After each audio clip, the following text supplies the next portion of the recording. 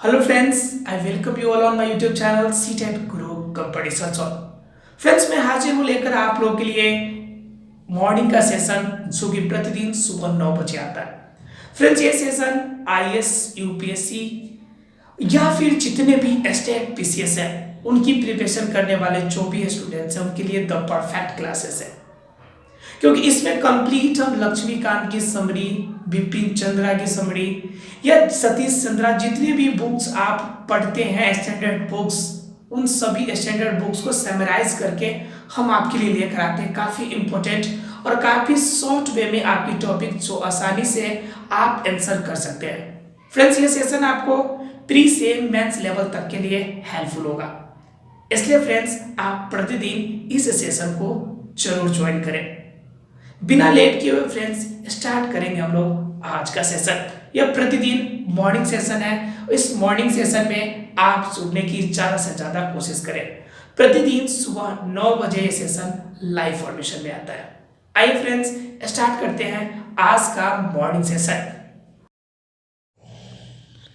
Hello friends, welcome you all on my YouTube channel settled Guru competition zone.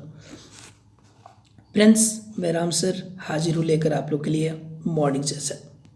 Friends इस morning session में आज देखने वाले हम लोग स्पेशली ऑब्जेक्टिव क्विज को। ऑब्जेक्टिव क्विज जो आपकी आधारित रहने वाली है आज की, वो फ्रेंड्स मेनली आपकी जो होगी राज्य के नीति निर्देशक तत्वों के बारे में। हम लोगों ने राज्य के नीति निर्देशक तत्वों के पॉइंट जो थे देखे थे, उसके बाद आज हमें देखना है नीति निर्देशक तत्वों के जो भी जीके क्वेश्चंस हैं अर्थात के ऑब्जेक्टिव क्वेश्चंस हैं उनके बारे में। हमने लास्ट के 2 पॉइंट छोड़े हुए थे, पहले उस दोनों पॉइंट को देखेंगे, उसके बाद इसके ऑब्जेक्टिव क्वेश्चन को भी देखेंगे। फ्रेंड्स ये सेशन आज के लिए काफ़ी ज़्यादा इंपॉर्टेंट है, इसलिए फ्रेंड्स आज के सेशन में आप कंटिन्यू बने रहेंगे। अगर चाहते हैं आप बेहतर करना कुछ एग्जाम में, अगर कैरियर में कुछ बेहतर करना चाहते हैं तो आपके लिए आज का सेशन काफ़ी ज़्यादा इंपॉर्टेंट रहने वाला है। इसलिए फ्रेंड्स प्लीज़ आपसे रिक्वेस्ट है कि आप इस सेशन में आप हमारे साथ कंटिन्यू बने रहें। पीछे की बात करें फ्रेंड्स, हम लोगों ने पीछे अभी तक बात करी थी, जो बात करी थी पॉइंट, वो बात था हमारा लास्ट 44 से लेकर 48 तक के पॉइंट को। तो अब जरा सा देखना है 49, 50, 51 अर्थात कि 3 पॉइंट देखना है इसमें, 49, 50 और 51 वाले पॉइंट को। उसके बाद हम लोग देखेंगे ऑब्जेक्टिव क्विज कि किस फॉर्म में आपके ऑब्जेक्टिव क्वेश्चंस आपके एग्जाम में इस पार्ट से पूछे जाते हैं। आइए फ्रेंड्स बिना लेट किए स्टार्ट करते हैं अनुच्छेद संख्या 49 से लेकर 51 तक की बातें। उसके बाद तुरंत बाद जानेंगे हम लोग ऑब्जेक्टिव क्विज के बारे में। आइए फ्रेंड्स अब देखते हैं अनुच्छेद संख्या 49 को। अर्थात अनुच्छेद संख्या 49 क्या कहता है? राष्ट्रीय महत्व के संस्मारकों, स्थानों और वस्तुओं का संरक्षण करना। अर्थात के राष्ट्रीय जितने भी इम्पोर्टेंस की जितने भी स्मारक हैं, जितने भी स्थान हैं जो कि एक इम्पोर्टेंट स्थान रखता है पूरे वर्ल्ड में, उसे हमें सुरक्षित रखना है। और यह सुरक्षित रखवाने के लिए निर्देश किसे दिया जाता है? राज्य को। अर्थात कि स्टेट की जिम्मेवारी है कि उनके स्टेट में जो भी राष्ट्रीय स्तर की जो भी चीज़ें हैं उनका पूर्ण रूप से ध्यान रखें। जैसे मान लीजिए अगर बात करते हैं हम लोग तो ताजमहल। ताजमहल कहाँ है? तो ताजमहल आपका उत्तर प्रदेश में अर्थात कि यूपी में है। अब क्या है कि यूपी गवर्नमेंट की जिम्मेवारी है कि किसी भी फॉर्म में देखे कि उसे क्या करे, जैसे भी हो उसे सुरक्षित रखने की कोशिश करे। जिस तरह से अभी स्टैच्यू ऑफ यूनिटी बनी है गुजरात में, तो इसकी किसकी सरकार की आपकी जिम्मेवारी है? गुजरात की सरकार की जिम्मेवारी है। अर्थात क्या हर स्टेट गवर्नमेंट के पास जो राष्ट्रीय महत्व की चीज़ें हैं उन चीज़ों पे ज़्यादा ध्यान देने की आवश्यकता है। कह रहा है इसमें राष्ट्रीय महत्व वाले कलात्मक, ऐतिहासिक अभिरुचि वाले प्रत्येक स्मारक या स्थान या वस्तु का यथा स्थिति लुंठन, विरूपण, विनाश, अपसारण, व्ययन या निर्यात से संरक्षण करना राज्य की बाध्यता होगी। अर्थात कि राज्य को इस बात के लिए बाध्य रहना पड़ेगा कि किसी भी रूप में कोई भी जो आपका राष्ट्रीय महत्व की चीज़ें हैं वह समाप्त नहीं हो या विनाश नहीं हो या नष्ट नहीं हो। किसी भी रूप में राष्ट्रीय जो है आपकी महत्व वाली ऐतिहासिक चीज़ें जो है या कलात्मक चीज़ें हैं, तो उन चीज़ों पे आपको ज़्यादा खास तौर से ध्यान रखने की बात है। यह स्टेट गवर्नमेंट के लिए बाध्य बात है, अर्थात कि एनी हाउ उन्हें मानना ही मानना है। इसमें आपका ऐसा नहीं चलेगा कि आप इस बातों को नहीं मानेंगे, आपको 110% इस चीज़ों को मानने की बात है ये। तो फ्रेंड्स, ये 49 नंबर अर्थात कि संविधान का अनुच्छेद संख्या 49 सही कहता है कि राष्ट्रीय महत्व या स्मारक जो भी हो, स्थान हो या अन्य वस्तुओं हो, सभी वस्तुओं को संरक्षण करने के लिए आदेश जो होता है किसे दिया जाता है, स्टेट गवर्नमेंट को दिया जाता है।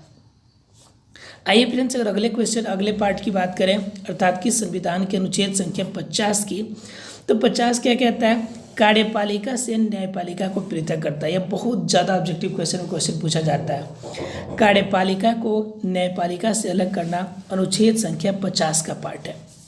इसमें क्या होता है, राज्य के लोक सेवाओं में न्यायपालिका को कार्यपालिका से पृथक करने का राज्य के द्वारा कदम उठाएगा।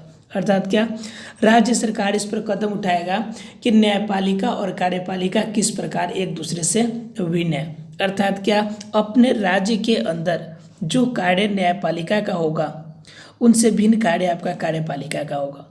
न्यायपालिका का फॉर्मेशन में कौन आ जाएगा, आपका कोर्ट का हिस्सा आ जाएगा, ठीक है। कार्यपालिका जो उसे फॉलो कराता है उनका हिस्सा आ जाएगा। तो क्या होगा कि आपका कोर्ट का कार्य अलग है और जो फॉलो कराने वाले आपका पुलिस कर्मचारी उनका कार्य अलग है। लेकिन वहीं पे अगर देखिएगा तो विधायिका का काम अलग है, ये तो लोकसभा का स्तर की बातें हो गई। इसलिए विधायिका को अलग करके न्यायपालिका और कार्यपालिका का जो दो पार्ट बचता है, इन दोनों पार्ट को अलग करने का कार्य किसके द्वारा किया जाता है, राज्य सरकार के द्वारा किया जाता है। अर्थात कह सकते हैं कि जो स्टेट गवर्नमेंट है इसके लिए कदम उठा सकते हैं, जो भी स्टेप्स लेना चाहें वो स्टेप वो ले सकते हैं। क्लियर है फ्रेंड्स सब किसी को। अर्थात कि राज्य की लोक सेवाओं में न्यायपालिका को कार्यपालिका से पृथक करने के लिए जो भी कदम उठाना चाहे वो कदम उठाया जा सकता है, किसके द्वारा, राज्य सरकार के द्वारा। क्लियर है फ्रेंड्स सब किसी को डाउट नहीं होगा कि कार्यपालिका से न्यायपालिका का पृथक करना, सीधा ऑब्जेक्टिव क्वेश्चन आता है कि किस अनुच्छेद में कार्यपालिका से न्यायपालिका को पृथक किया जाता है। ये आपके ऑब्जेक्टिव क्वेश्चन बहुत बार आ चुके हैं, इसलिए कह रहे हैं कि इससे आप VBI के अंदर अर्थात कि वेरी इंपॉर्टेंट के अंदर मार्किंग करके रखें जरूर। देखते हैं फ्रेंड्स, अगर लास्ट और सबसे आखिरी पार्ट की बात करें तो वो है आपका अनुच्छेद संख्या 51। अनुच्छेद संख्या 51 क्या कहता है, अंतर्राष्ट्रीय शांति और सुरक्षा की अभिवृद्धि के लिए भी राज्य सरकार को निर्देश दिया जाता है। अर्थात कि राज्य सरकार की जिम्मेवारी है कि वह अंतर्राष्ट्रीय शांति एवं सुरक्षा की अभिवृद्धि में अपना योगदान दे। कह रहा है अंतर्राष्ट्रीय शांति एवं सुरक्षा की अभिवृद्धि का आपका अधिकार किसे दिया जाता है, स्टेट को। अर्थात कि स्टेट इस चीज़ पर ध्यान रखें, अर्थात कि जो स्टेट गवर्नमेंट होगा इस चीज़ पर ध्यान रखें। उसके बाद क्या, राष्ट्रों के बीच न्याय संगत सम्मानपूर्ण संबंधों को बनाए रखने का।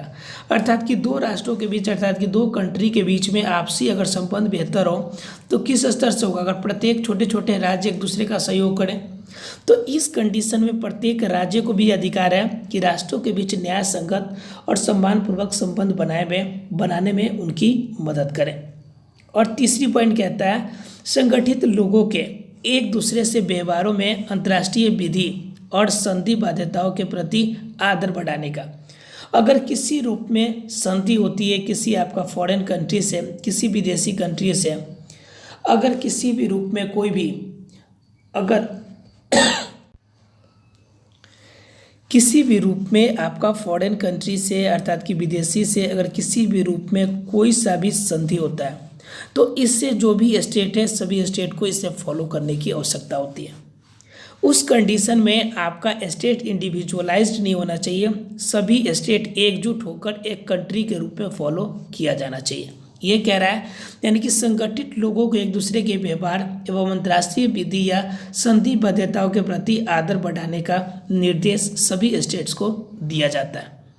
उसके बाद ये लास्ट पॉइंट कहता है, इसमें कहता है कि अंतर्राष्ट्रीय विवादों के मध्यस्थम द्वारा निपटारे के लिए प्रोत्साहन देने का प्रयास करेगा।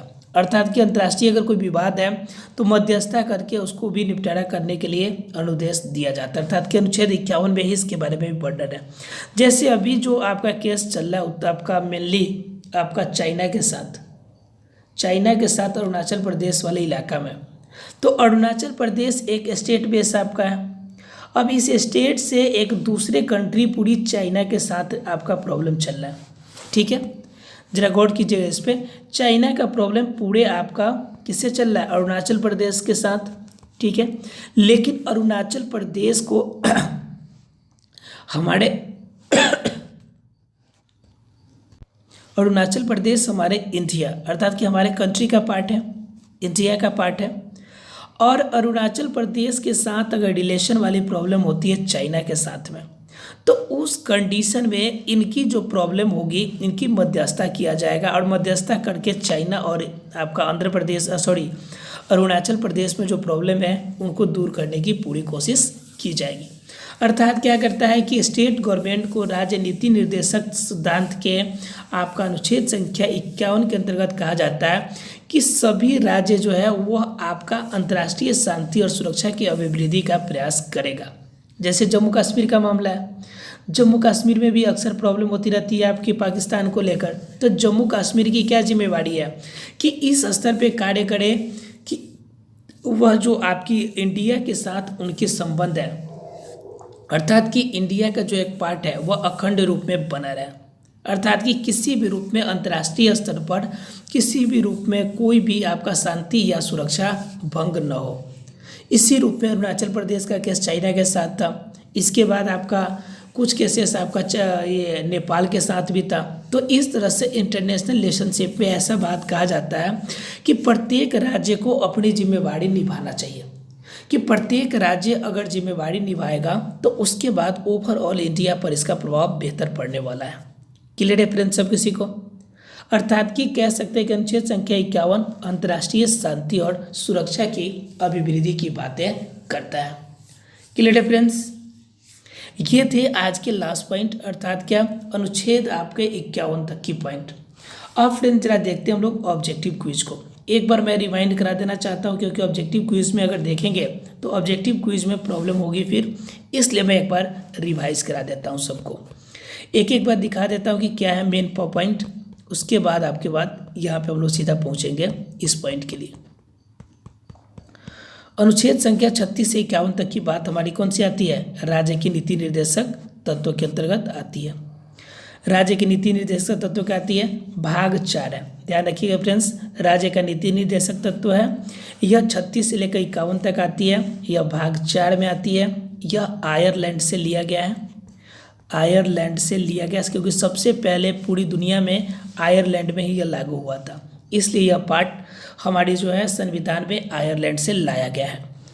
उसके बाद की बात करें फ्रेंड्स तो संविधान की अनुच्छेद जो पहली अनुच्छेद है 36, वह क्या करता है, परिभाषा देती है, परिभाषित करती है इस पार्ट को। उसके बाद की अगर बात करें तो अनुच्छेद संख्या 37, यह 37 क्या करती है, अंतर्विष्ट तत्वों को लागू होने देती है। अर्थात क्या, इस भाग में न्यायालय द्वारा परिवर्तनीय नहीं है। ये देखिए ध्यान दीजिएगा जरा, यह न्यायालय द्वारा परिवर्तनीय नहीं है, जबकि आपका क्या है, आपका जो मूलभूत सिद्धांत है अर्थात कि मौलिक अधिकार है वह परिवर्तनीय है। इस बात का ध्यान रखिएगा। यह क्या है कि आपका न्यायालय के द्वारा परिवर्तनीय नहीं है, ठीक है। परिवर्तनीय और परिवर्तन में अंतर है, प्रवर्तन और परिवर्तन, इस बात का ध्यान रखिएगा। परिवर्तन का मतलब होता है बदलाव और प्रवर्तन का मतलब अलग होता है, इस बात का ध्यान रखिएगा। उसके बाद अगर 38 की बात करें, अनुच्छेद संख्या 38 की, राज्य लोक कल्याण की अभिवृद्धि के लिए सामाजिक व्यवस्था बनाएगा, ठीक है। लोक कल्याण की वृद्धि के लिए जितनी भी सामाजिक व्यवस्था की जरूरत पड़ेगी वह बनाएगा, यह कहता है हमारा अनुच्छेद संख्या 38। उसके बाद की बात करें फ्रेंड्स तो यह आपका 39 अनुच्छेद संख्या 39 कहता है राज्य द्वारा अनुसरणीय कुछ नीति तत्व, अर्थात क्या, राज्य द्वारा अनुसरण करने के लिए कुछ नीति तत्व है जिसे मानना है, जिसमें जैसे पुरुष और स्त्री को समान अधिकार मिले, समुदाय के भौतिक संसाधनों का स्वामित्व नियंत्रण का बंटवारा जिससे सभी सामूहिक हितों के लिए कार्य हो, आर्थिक व्यवस्था पर विशेष पहल किया जाना चाहिए। इन सभी बातों का वर्णन अनुच्छेद संख्या 39 में किया गया है। उसके बाद अनुच्छेद संख्या अगर 40 की बात करें, 39 का की बात करें फ्रेंड्स तो सामान्य न्याय और निःशुल्क विधिक सहायता, अर्थात कि सामान्य न्याय जिसमें बताया था मैंने राजनीतिक न्याय, ठीक है, आर्थिक न्याय, आर्थिक न्याय और आपका एक कौन बच गया, एक सामाजिक न्याय। अर्थात कि यह तीनों फॉर्म की जो न्याय की बातें हैं वो इसमें कही जाती है, जबकि समानता का बात जो है वह आपका भाग 3 में मौलिक अधिकार के अंतर्गत बात को रखा गया है। उसके बाद की बात करें फ्रेंड्स, तो संविधान की अनुच्छेद संख्या 40 की बात, तो इसमें क्या किया गया है, ग्राम पंचायत के संगठन की बात कही गई है अनुच्छेद संख्या 40 में। अर्थात कि राज्य के अंदर ग्राम पंचायत के छोटे छोटे स्तर को बनाए रखने के लिए, ताकि स्वशासन की व्यवस्था पूर्ण रूप से चल सके, इसकी स्थापना की बात अनुच्छेद संख्या 40 में कही गई है।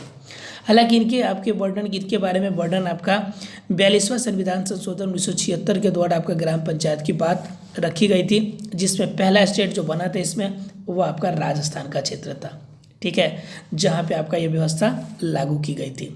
42वां संविधान संशोधन 1976, राजस्थान फर्स्ट स्टेट, याद रखिएगा फ्रेंड्स। उसके बाद की बात करें तो संविधान के अनुच्छेद संख्या 41, कुछ दशाओं में काम, शिक्षा, लोक सहायता पाने का अधिकार के आपका स्टेट गवर्नमेंट को यह निर्देश दिया जाता है। ध्यान रखिएगा, राज्य का नीति निर्देशक तत्व सिर्फ क्या करता है, निर्देश प्रोवाइड करता है, निर्देश देता है, क्या कि निर्देश के अनुसार आपको कार्य करना है। लेकिन आपका मौलिक अधिकार में आपका क्या था, मौलिक अधिकार में था कि यह अधिकार दे दिया गया है, इसमें कोई चेंजेस नहीं होगा, और यह निर्देश देता है कि आपको ऐसा फॉलो करना चाहिए। आगे की बात करें फ्रेंड्स, तो अनुच्छेद संख्या 42 क्या कहता है, काम के न्याय संगत मनोचित दशाओं का एवं प्रसूति सहायता देगा। अर्थात क्या, राज्य के अंदर जो भी कार्य जो व्यक्ति करेंगे उनके अनुसार उनको जो भी है आपका व्यवस्था उसके अनुसार उन्हें मानदेय होगा। अर्थात कि पैसे का भुगतान, अर्थात कि सैलरी उन्हें उसी रूप में प्राप्त किया जाएगा, अर्थात दिया जाएगा। उसके बाद अनुच्छेद संख्या 43 कहता है कि कर्मकारों के लिए निर्वाह मजदूरी, जो निर्वाह करने की मजदूरी होगी, जितना मजदूरी करेंगे उनके अनुरूप उन्हें पैसा देने की जो जिम्मेवारी है वह किसकी होगी, वो होगी आपकी स्टेट गवर्नमेंट की, ठीक है, ये हमारा कॉन्स्टिट्यूशन कहता है, राइट। उसके बाद बात करें तो अनुच्छेद संख्या 43 का क्या कहता है, उद्योगों के प्रबंध, कर्मकारों का भाग लेना, ठीक है। अर्थात क्या, जितने भी इंडस्ट्रीज फैक्ट्री आपके बनाने होंगे जिनसे कि यहाँ के आपके क्या हो, बेरोजगारी की जो समस्या है वो समाप्त हो, तो वह सारा काम कौन करेगा, वो आपका कार्य करेगा मेनली कौन, हमारा जो देश के अंदर जितने भी छोटे छोटे राज्य हैं वो सभी राज्य इनके लिए कार्य करने के लिए प्रतिबद्ध है। उसके बाद की बात करें तो फ्रेंड्स, उसके बाद की बात है आपका अनुच्छेद संख्या 44 की, जो कल देखा था हम लोगों ने कि आपका सिविल संहिता की समानता सभी में होनी चाहिए। उसके बाद 45 में क्या देखा था हम लोग, बालकों के लिए निःशुल्क शिक्षा, अर्थात कि 6 से 14 वर्ष के बालकों के लिए अनिवार्य एवं निःशुल्क शिक्षा की बात कही जाती है। अनुच्छेद संख्या 46 की बात करें तो आपका SC, ST, आपका OBC या फिर अन्य दुर्बल वर्ग के लिए अलग से आर्थिक एवं शिक्षा व्यवस्था की बात कही जाती है। बताओ फ्रेंड्स, क्लियर है कि नहीं 46 नंबर तक? मैं रिवीजन करा रहा हूँ, सिर्फ एक बार रिमाइंड करा देना चाहता हूँ कि किस पॉइंट में आपने क्या पढ़ा है। ज़्यादा डिटेल में आपने पिछला पार्ट देखा था, आसानी से आपको इनके बारे में पता होगा, ठीक है फ्रेंड्स। अगर आगे की बात करें तो आपका कहता है अनुच्छेद संख्या 47, जिसमें क्या कहता है, पोषाहार स्तर, जीवन स्तर को ऊंचा करने के लिए एवं लोक स्वास्थ्य सुधार के लिए आपका कार्य जो करेगा वो कौन करेगा, यह राज्य का कर्तव्य होगा। अर्थात कि स्टेट ये ड्यूटी होगी कि वह किसी भी रूप में आपका राज्य के अंदर रहने वाले लोगों की स्वास्थ्य एवं उनके कामों के देखभाल करना यह उनकी प्रायोरिटी मानी जाएगी या फर्स्ट कार्य के रूप में इन्हें माना जाएगा। उसके बाद की अगर बात करें फ्रेंड्स, तो इसके बाद आपका आता है अनुच्छेद संख्या 48। अनुच्छेद संख्या 48 क्या है, कृषि और पशुपालन का संगठन, कृषि और पशुपालन का संगठन। अर्थात कि राज्य कृषि और पशुपालन की आधुनिक एवं वैज्ञानिक तौर तरीके के लिए बात करेगा। जो लोन प्रोवाइड करना है वो पैसे की लोन प्रोवाइड करने के लिए भी बात कौन करेगा, हमारा जो स्टेट गवर्नमेंट है वही करेगा, राइट।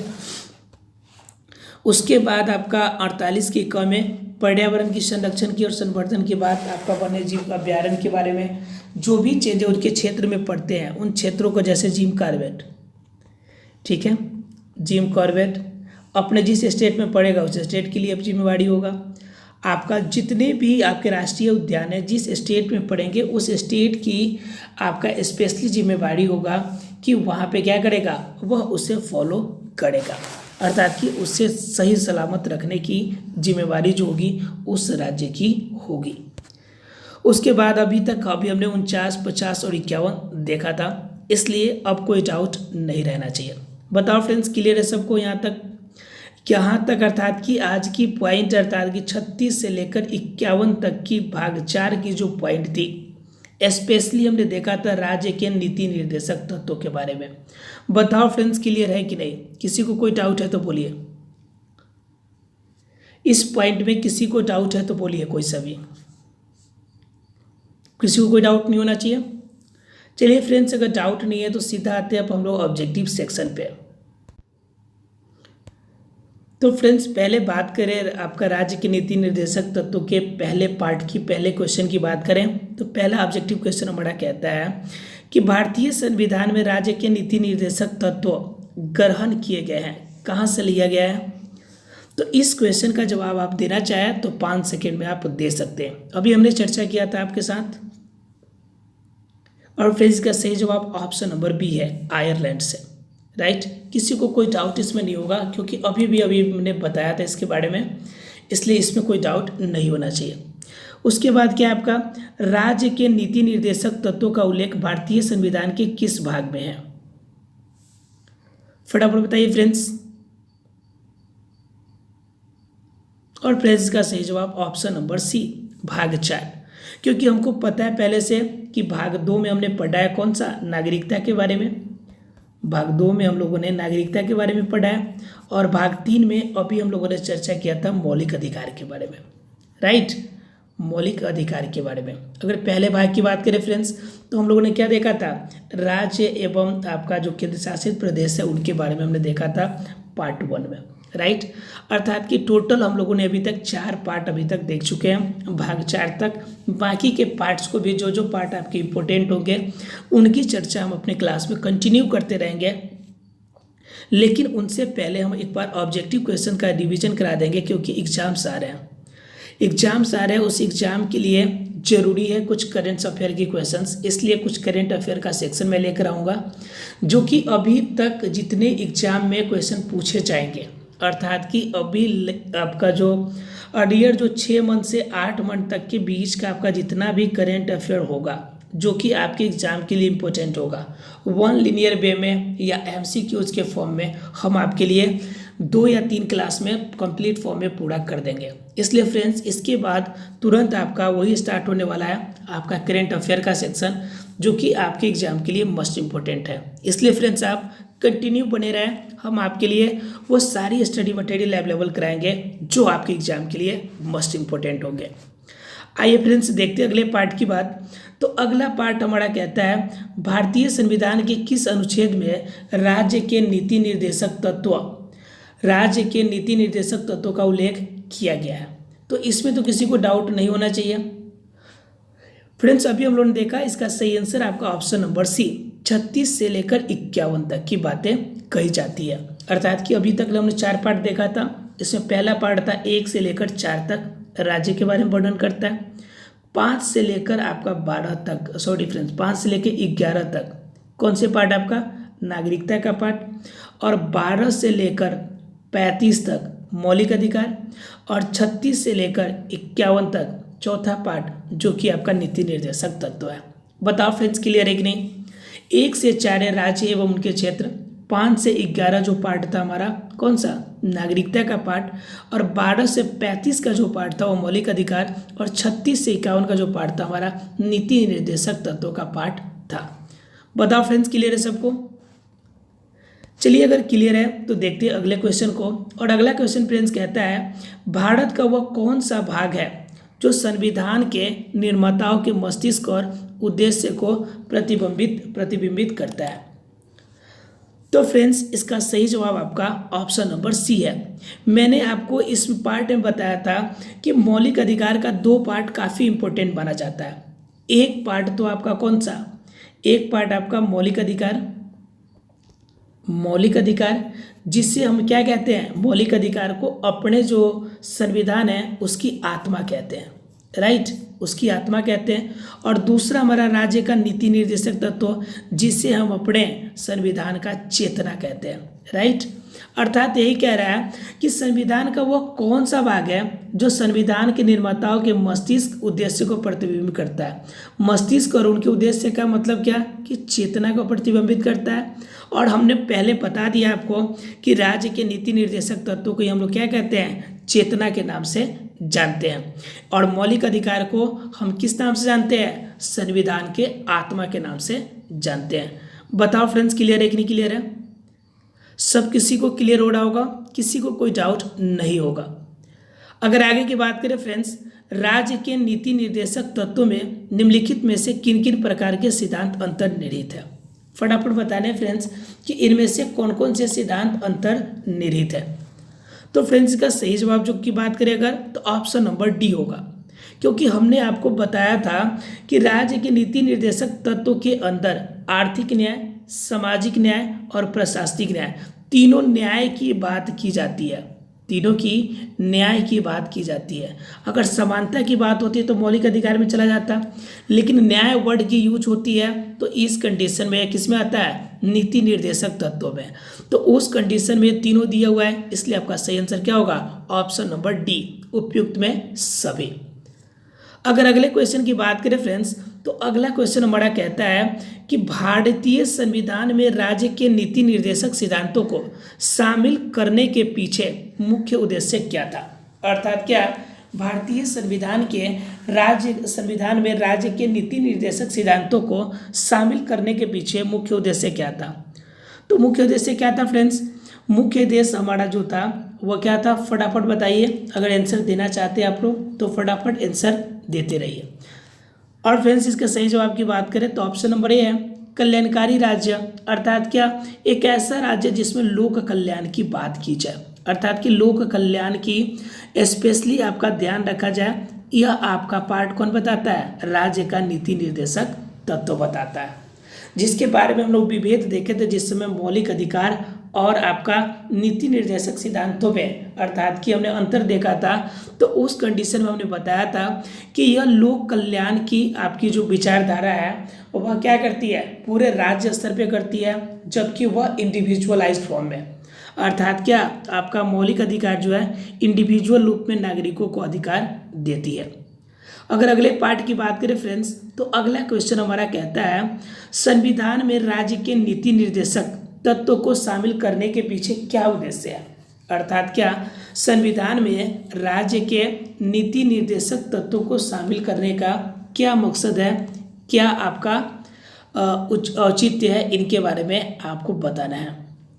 तो फ्रेंड्स के सही आंसर की अगर बात करें तो सही आंसर इसका क्या होगा, ऑप्शन नंबर सी। अर्थात क्या, हमने देखा था कि राजनीतिक लोकतंत्र की बात हम जिस समय अंतर बता रहे थे, तो राजनीतिक आपका लोकतंत्र की बात कौन कहलाता है, हमारा मौलिक अधिकार करता है। मौलिक अधिकार क्या करता है, राजनीतिक लोकतंत्र, क्योंकि इसमें वोट की राइट, जहाँ मर्जी भ्रमण करने की राइट, इन सभी बातों को कहा जाता है। लेकिन जो राज्य का नीति निर्देशक तत्व है, यह समाज की व्यवस्था को एवं उनकी आर्थिक व्यवस्था दोनों को स्वतंत्र बनाती है, इसलिए इसे सामाजिक और आर्थिक लोकतंत्र की स्थापना माना जाता है। बताओ फ्रेंड्स, मैंने इसके बारे में चर्चा किया था कि नहीं आप लोगों से इन बारे में हमने चर्चा किया था कि राजनीतिक लोकतंत्र की बात आपकी मौलिक अधिकार करती है, लेकिन सामाजिक और आर्थिक लोकतंत्र की बात कौन करती है, हमारा राज्य का नीति निर्देशक तत्व करती है। अगर आपने कल का सेशन हमारा देखा होगा तो किसी को डाउट नहीं होगा, आसानी से क्लियर हो गया होगा। फ्रेंड्स ये थे कुछ क्वेश्चन, इसकी आगे अभी बहुत सारे क्वेश्चन हैं, ऑब्जेक्टिव क्वेश्चन जो इस पार्ट के जानने हैं, इनके बारे में चर्चा हम लोग कल के क्लास में करेंगे। आप हमारे साथ कंटिन्यू बने रहें, हम आपकी जितने भी इम्पोर्टेंट क्वेश्चंस होंगे, ऑब्जेक्टिव क्वेश्चन साथ में सब्जेक्टिव वे में, हर एक पार्ट को हम आपको डील करेंगे। आपके एग्जाम्स में कभी भी कोई समस्या इस पार्ट से नहीं होगी, इसकी पूरी गारंटी हम देते हैं। आप पूरी सेशन में हमारे साथ बने रहें, इसके लिए thank you very much friends. मिलते हैं अगले क्लास में। जय हिंद।